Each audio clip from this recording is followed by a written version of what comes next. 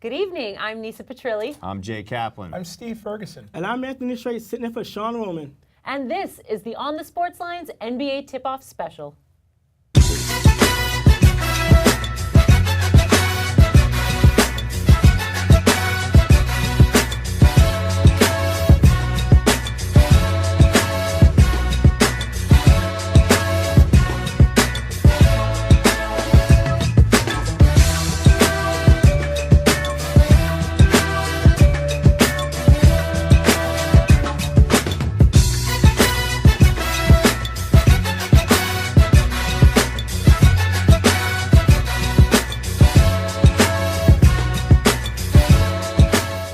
Happy Halloween, everyone. We send our kids out trick-or-treating, and the NBA sends its kids out pick-and-rolling.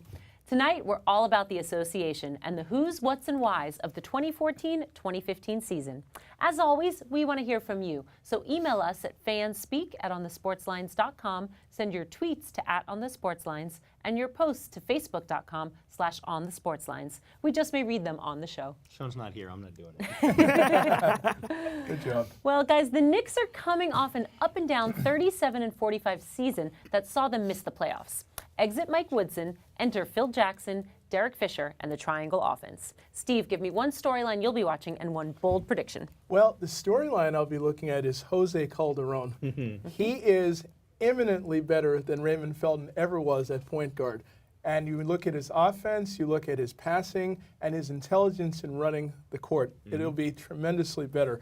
As far as the prediction I have, I think Melo will be an MVP candidate. He may not score as many points as he did last year, but once they learn that triangle offense, I think he'll be terrific running that. Well, Anthony? Well, I was at a couple of the Knicks preseason games last week, and my issue is defense. And that was a major sore spot for the Knicks last year.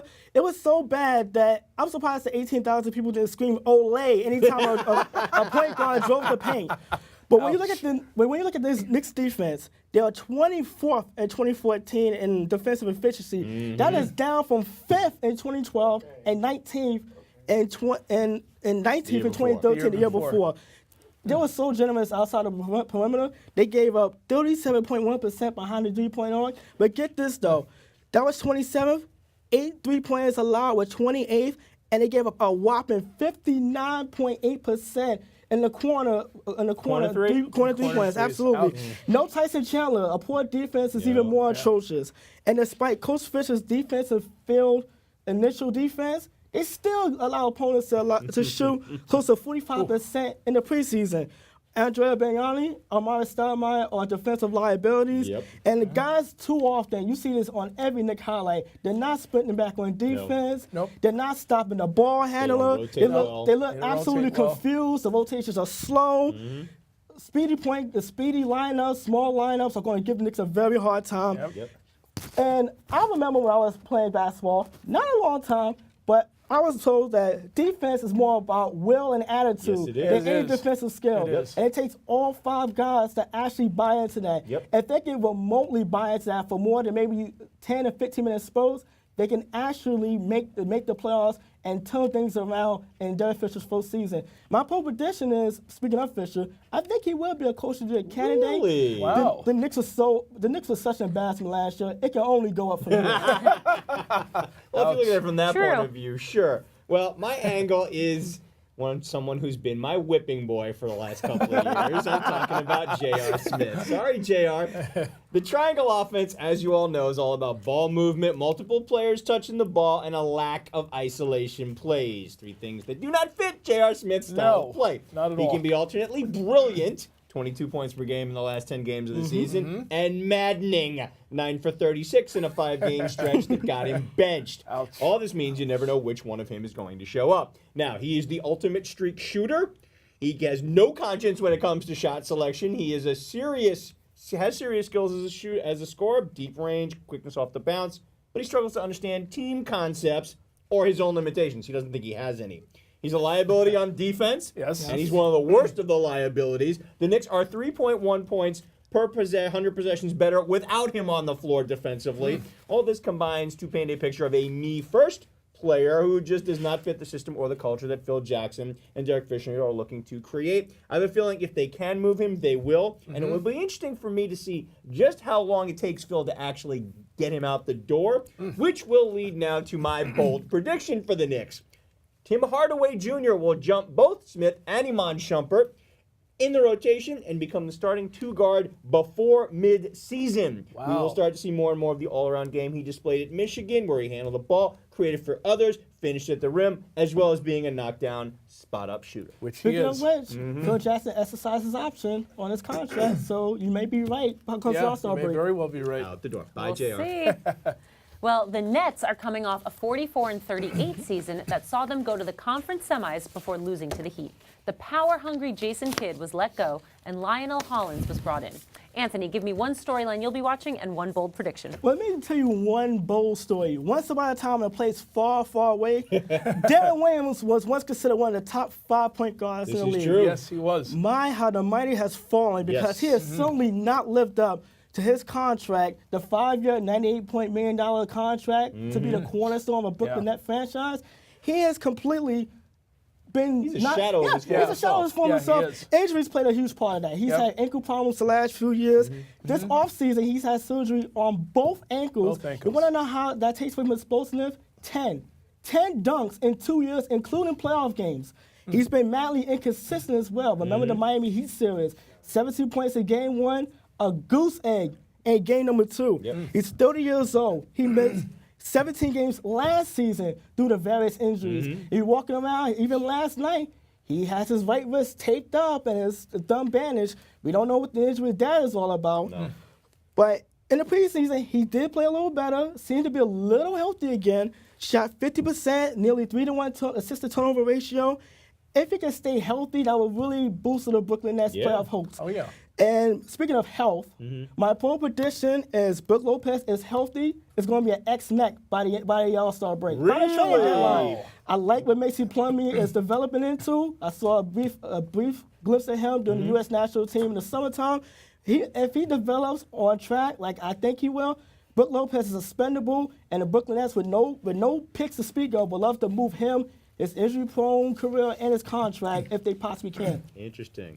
Well, I'm looking at Brook Lopez a totally different way. First of all, without Brook Lopez, this team probably has very little scoring. And you have to remember, Paul Pierce is not there anymore. But Joe Johnson's still there. Well, Joe Johnson, yeah, he's the best scorer they have. But Brook Lopez is a 20-point scorer when he's healthy. And I realize he's been hurt a lot the last couple of years, and he's out right now.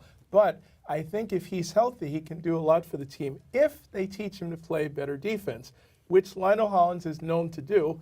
He's a good teacher of big men. And he will definitely get to Brook and I think work with him He's to to the rebound better as well. Yeah, his rebounding is definitely something that needs to improve. Joe Johnson, on the other hand, I think he'll be the guy who'll have the career season. So this is your bold prediction Absolutely. for the Nets? Okay, speaking of Paul Pierce, this is my angle. Who replaces him at the small forward Good spot question. now that he has bolted to join John Wall and company in Washington? Yes, he has. They're going to do their best to fill it, and they're looking at 3 guys and see which one can fit the bill. You got Andrei Kirilenko, you've got Mirza Teletovic, and you got Teletovic. Bojan Bogdanovic. God, that was tough to say back Yes. to back. You did it. That's awesome. Say it 5 times real did it. fast. There you go. Bogdanovic is the guy they're hoping will pick up most of Pierce's scoring. He's an excellent three-point shooter, has a well-rounded offensive game, ability to score in a variety of ways. Was Croatia's top player at the FIBA World Cup this summer, averaged 21 points a game on 50% shooting, 36 from 3. How he makes the transition to the NBA, especially on defense, is going to dictate just how many of those small forward minutes he gets. Kirilenko, the Nets are hoping and praying that he's healthy, Yes. common theme with a lot of Nets, and that he can get back to being that Swiss Army knife type of player that he was with Utah, who can fill up a box score, points, rebounds, assists, steals, block shots, and can once again be a shutdown defender who can guard multiple positions on the perimeter, especially small forward. Teletovic, knockdown three-point shooter who averaged 1.1 plus points per play in spot-up situations. Good enough to rank him in the 83rd percentile in the NBA. Hit almost 2 threes a game at a 39% clip. He's more of a stretch 4 than an actual 3, and he's better defending in the post and the perimeter. So to me, he equates as more as a role player. Who becomes the guy at that very key offensive position for the Nets? It's going to be interesting to see how that plays out. My bold prediction, Lionel Hollins will make the Nets forget about Jason Kidd right up until the last week of the season when the team falls this short of the 8th seed. Really? Wow. Wow. Wow. That is bold. It is bold. Well, it's time now to go around the association. We're going to do this in 2 parts. First up, a lightning round looking at 3 pressing questions heading into the season. Jay, you're up first. Does the addition of LeBron and Kevin Love make the Cavs the team to beat in the East? I'm not convinced just yet. Their defense has to reach the level of this potentially prolific offense, and their bench actually needs to get more on the level of San Antonio's. Numbers project the Cavs to have the best efficient offense in the NBA, about 118. That would surpass the best mark in NBA history, which was established back in 2009 by the Suns. Preseason, the Cavs scored about 10 points more per 100 possessions than the league average. They keep that going, and the league is at last year's levels. That would translate into the best offensive rating in NBA history. Cavs have also demonstrated the ability to dominate the offensive glass, grabbing well over 30% of their misses in preseason. No other NBA team did that. Not surprising. You got Kevin Love, you got LeBron James, as well as Anderson Varejao. James, Love, and Irving on the floor together provides an infinite variety of pick and roll and pick and pop options. Irving and James have the ability to drive and dish. Love and James can work in the post as both scorers and passers. None of these 3 is a lockdown defender. James was all defense at various points. A lot of people attribute his lapse last year because of the offensive load he carried. We'll see if he can bring that back up. Here's the other thing. Can Dion Waiters accept a lesser offensive role? He's now the 4th option, okay? Can Sean Marion still be a lockdown defender? Can Mike Miller and James Jones reprise the roles they had in Miami as knockdown shooters? All this is going to put the Cavs as the team under the microscope as well as the team to watch. It'll be interesting to see just how far they go, and it'll depend on how soon everybody gels. Steve, your turn. Which team is in the best position to challenge the Spurs as the best of the West? I would say right now, if you're asking me the best team to defend against the Spurs, would be the Los Angeles Clippers. This team has so much talent offensively, it's ridiculous. I mean, when you look at Chris Paul, Blake Griffin, Jamal Crawford off the bench, and defensively they have DeAndre Jordan, who is one of their better defenders. But the key question with this team has always been, and still is, can they play defense and rebound for 48 minutes? And Doc Rivers has been trying for the last couple of years to get them to do that. If he can get them motivated to play up to the level they're capable, I think they'll be the team to challenge the Spurs. Interesting. So, Anthony, which team is going to be the biggest surprise this season? And I'm going with this team because I saw them up close and personal last Wednesday night. I'm going with the Washington Wizards. You know what? I like what they're doing. They're coming off a 44-win regular season, a playoff victory over Chicago. First time since 2005. They're in the semifinals. Much of the rotation is back. Marcin Gortat was re-signed. Very big signing there. And they also signed Paul Pierce. And what that does is it brings in another scorer, but also leadership. Yes. John Wall doesn't have to be that leader by fire anymore. It allowed him to build on his All-Star season last year. One of only 3 players to average 19 points and 8 assists a game. Bradley Beal to get him back at the end of this November he'll be back. injury. But more importantly, they have Nene Gortat has good inside scorers, and they have a lot of depth too. You got DeJuan Blair, Martell Webster, Drew Gooden, and the ex-Kardashian, Chris Humphries. I think Randy Whitman team gets the 50 wins and give Cleveland and Chicago a run for their money in the top 2 spots in the East. Part 2 of our Around the NBA segment looks at 3 players other than LeBron James who will be under the microscope this season. Interestingly enough, they're all point guards. Steve, you're up first. Well, I'm going to be looking at Russell Westbrook of the Thunder. My God, if there's anybody who can score points at will and loves to do it, it's him. The question I have for Russell Westbrook is this. Can he make other people on this team better? And he's going to have to do it now because he doesn't have Durant alongside him. So he has to really distribute the ball. He's got to play better defense. He's got to lead by example, and he can't take 25 shots a game every night. I don't know, Steve. I think with Durant out, they're going to need him to take 25 shots a night, Anthony. Well, they did last night. There you He's go. got to take quality shots, though. His shots. Now that right there. Yeah. That right there, I'll That's give you. it. I'm looking at Derrick Rose, the former MVP, and for the first time since 2010, 2011, he is physically and mentally fit. For now. Right. For now.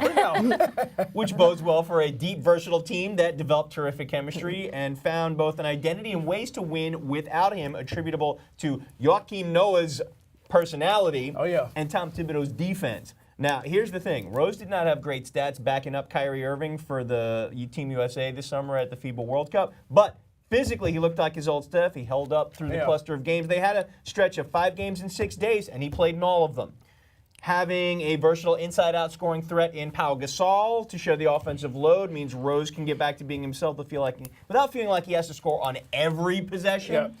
Okay, and here's the thing. When he's healthy, and he seems to be, he's one of the most athletic attacking guards on offense. He's a disruptive defender on defense who takes opposing point guards out of their game, prevents them from initiating their offense. He's a 20-point-a-game scorer, creates his own shot on offense on ISO plays like very few in the league. Now, here's the thing. Without him last season, the Bulls were 27th in offensive efficiency, only less than 10 points on the fast break.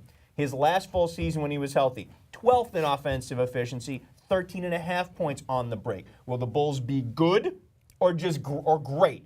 Rose's health and return to MVP form is going to play a big part in determining that, which is why he's going to spend the season under the microscope. And my player under the microscope is the one and only Chris Paul. CP3. Hard to CP3, believe. yeah. He's been in the league 10 years, but it seems like the... Has it been that long already? That's amazing. Hard to believe. But it seems like the stars are finally aligning for him to finally reach the conference finals. New ownership, Donald Sterling mess behind them, Doc Rivers, strong coaching. Got plenty of offensive firepower with Blake Griffin, DeAndre Jordan, J.J. Redick. You got Matt Barnes who can knock down the corner 3. Spencer Hawes as well. He's a pretty good scorer. That's a great pickup by them Great in the pickup. offseason. But there's one problem. None of them rebound. 21st in offensive rebounding, 10th in defensive rebounding. You round that up, do the math, number 20th. And rebounding and defense hurt the Clippers badly the last 2 years in the playoffs. 2 years ago, they were up 2 games to none on Memphis in the first round, lose the next 4 games. Last year, they blew 2 late-game leads to Golden State. And was very lucky Stephen Curry went cold in Game 7. How much more can Chris Paul do, though? Absolutely. He does it all. He can't rebound. 19.1 points per game, 10.7 assists, 46.7 field goal percentage. As efficiency as they get, but unless they rebound and defend and he gets that kind of help, I'm afraid it's going to be another early flame out for Chris Paul. Wow. Okay, well, it is that time again, guys. Let's put on our prognosticator hats and tell me who will be playing for the Larry O'Brien Trophy when the NBA Finals roll around in June. Jay? I'll start. All right. I am fully behind Derrick Rose. I think he is back, so I'm taking the Bulls to come out of the East. And I normally don't pick repeaters, but you know what? Honestly, you guys can talk about the Clippers. You can talk about the Thunder. I still say San Antonio is the best team in the West. Derrick Rose is going to be back as an MVP All-Star level. Give them that offensive dimension they're missing. While he battled injury and indecision, Pau Gasol gives him a running mate. Flip side, San Antonio, best team, best coach, best big 3 in the NBA. They're going to get growth from the next generation of stars in Kawhi Leonard and Danny Green. And they'll be go-to guys that have complementary players.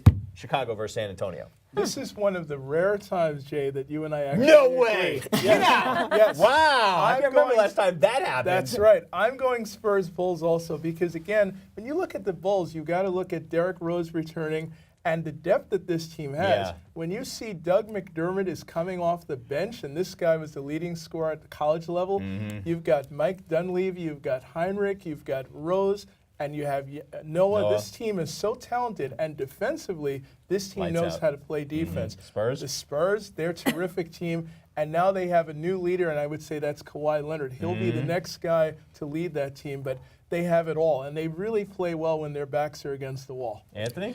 You know what? I'm going to agree with both of you in terms of the Western Conference.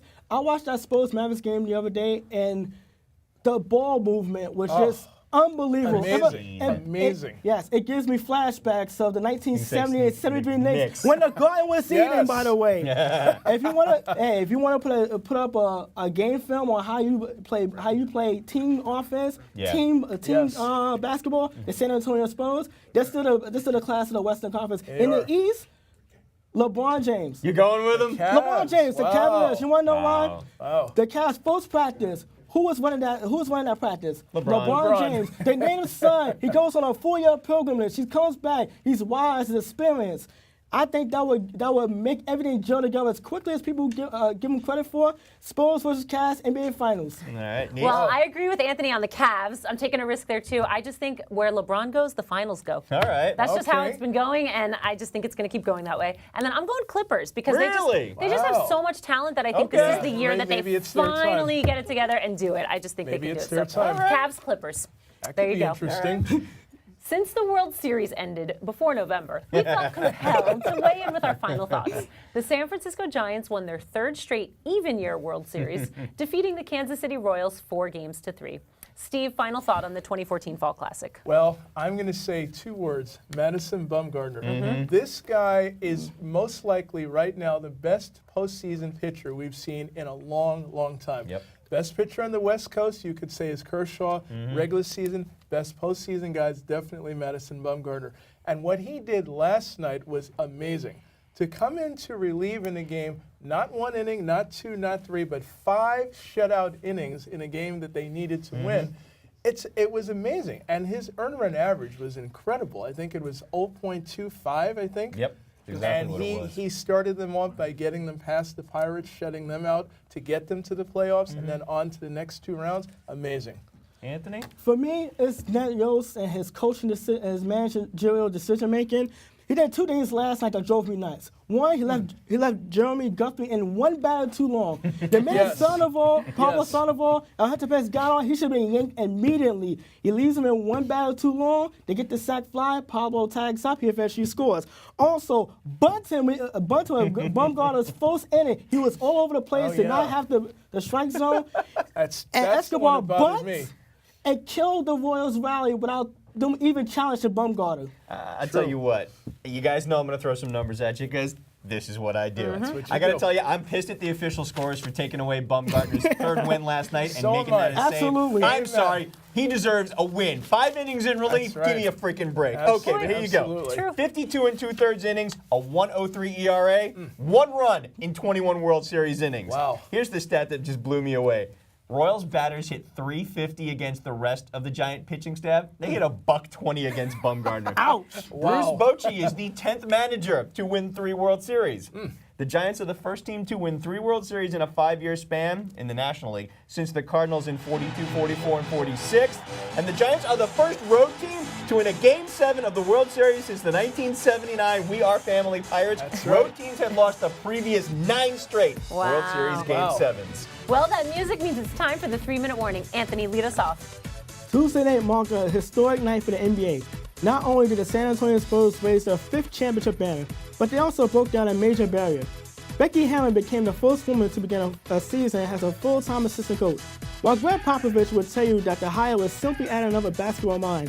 In many ways, Hammond was the perfect choice to be a pioneer. The talented and spunky 5'6" point guard from Rapid City, South Dakota, made a career of overcoming challenges. She was overlooked as a college recruit, deemed too slow and too small, only to put Colorado State on the college basketball map. She went undrafted in the WNBA draft before signing with the New York Liberty in 1999, quickly becoming a fan favorite with her precision passing. And how did she do that? Shots around taller defenders. Amid scrutiny and public backlash, she played for Russia in the 2008 Summer Olympics, when she was not invited to try out for the U.S. national team. She played for Russia again in 2012, where she met Coach Pop on a flight back from London. They formed a teacher-student bond that led to her being an unpaid intern for the Spurs last season while recovering from a torn ACL. She gained instant credibility among players and coaches with her basketball IQ and presence. Now Hammond has overcome an obstacle that is a watershed moment for gender equality and one more step towards women coaching men on the highest level. Way to go, Becky. Hell yeah. All right. John Idzik, you make me sick. You know the Who song, We Won't Be Fooled Again? We won't well, be fooled again. Jets fans, consider this reality. After the debacle of Mike Tannenbaum's tenure as Jets GM, we thought we brought in a competent, intelligent leader. He was the Seahawks GM just 2 years ago. Yeah, the team that just won Super Bowl 48. But despite having 12 available draft picks and being $24 million under the cap, he's managed to run our team into the ground already. Most of this damn roster couldn't even play in the Fall Exhibition Football League. What happened to using the $24 million to acquire more talent? Do names like Deshaun Jackson and Darrell Revis ring a bell? How about Dominique Rodgers-Cromartie? Sound familiar? Vaguely. And when asked about Rex Ryan's tenure, Idzik is non-committal as hell. Now, Jets fans, we know we've been fooled again. And Idzik, you make me sick. I had a front row seat to a lot of those shots, Anthony. On the heels, no pun intended, of the 2013 investigation to players accepting impermissible benefits, the University of North Carolina is once again under the harsh glare of the NCAA spotlight, this time over academic fraud that happened between 1993 and 2011. Over 3,100 students, 48% of them athletes, took non-existent classes in the African and Afro-American Studies department. Some athletes, including basketball players, were steered towards fake independent study classes to help boost their grade point averages, which in some cases kept them eligible. Now, Tar Heels basketball coach Roy Williams has not been implicated in the scandal. Former U.S. Justice Department official Kenneth Weinstein's investigation cleared the coach, stating that his actions were inconsistent with being complicit or really trying to promote this scheme. As one would expect, however, the media has been tough on Williams, taking him to task for not doing more. But as Williams stated, I don't think any place wants the basketball coach running the academic side. Now, Williams didn't like what appeared to be the clustering of players in the same major, so he did what he could by moving to limit his players from independent study classes in favor of lecture classes that required more discipline. Just because you're the public face of a university doesn't mean you're the one who should be blamed when scandals of this type hit the fan. At the end of the day, Roy Williams is just a basketball coach. It's been well documented and established that I despise the BCS and so badly wanted a college football playoff system. Yep. Now that we have our first CFP rankings, my first reaction is surprisingly not bad. Yes, we have 3 SEC teams in the top 4, but the SEC is just that good. And I agree that these are the 4 best teams as of now. And besides, they all still have some tough games on their schedules, so the top 4 is definitely subject to change. It's not quite the 16-team playoff that I'd hoped for, but it's a great start. It's not enough to prove it in the regular season anymore. You have to do it in the heat of the playoff, which, as we all know, is a completely different animal. Yep. Taking the computers out of the driver's seat has allowed the experts to weigh the quality of a win in the way a machine couldn't. Beat a top 10 team with their stars injured? Sorry, that doesn't count as much as it used to. Is it perfect? Not even close. But kudos to the NCAA for taking a huge step in the right direction. I'm excited to see how the season plays out. I think we all are. For Jay Kaplan, Steve Ferguson, and Anthony Strait, I'm Nisa Petrilli. Thanks for spending part of your evening with us. We'll see you on November 13th for another edition of On the Sports Lines. Remember, if you want to see this show again or catch up on any of the ones you might have missed, check us out at youtube.com/onthesportslines and check out our blog at onthesportslines.blogspot.com. Good night, everyone. Night, Good night. everybody. Everybody.